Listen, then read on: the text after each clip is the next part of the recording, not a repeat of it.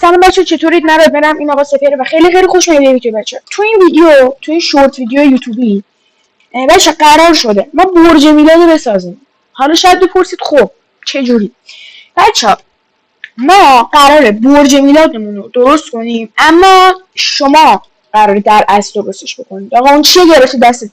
ببخشید داشتم گفتم دوستان عزیز بچه ما قراره یه برج میلادی بچه، ببخشید میکروفون سپهره یکم باگ داره صدا میده، ولی خب ما قراره بچه برج میلادی که درست میکنیم اینقدر بزرگ باشه که حتی احتمال اینکه توی چانک‌های ماینکرافت لودش نکنه هست.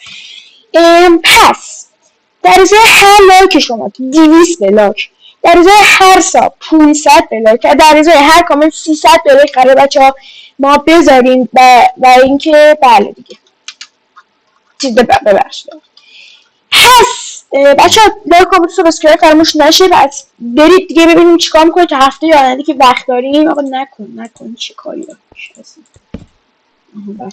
سمیاری بردوشی سلامی هم بزن شما عزیزم.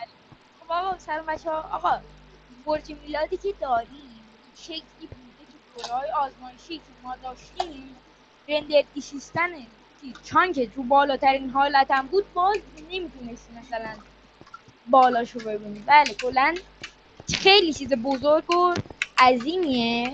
قراره کلا اصلا بله بسه شورت ویدیو لانگ ویدیو نیست بچه. الانم بیرون اسکی نداریم بخاطر اینکه اومدیم رو سرور ان شاء الله درستش میکنیم. خیلی دوستان افرادی که دیگه از من و سپهر جان سپهر آقا بچه ببینیم چیکار میکنیم تا هفته آینده. میخوایم یه برج میلاد بسازیم که عشق کنید. خیلی دوستان افرادی دیگه در نظر خدا نگهدار. استیکی نکن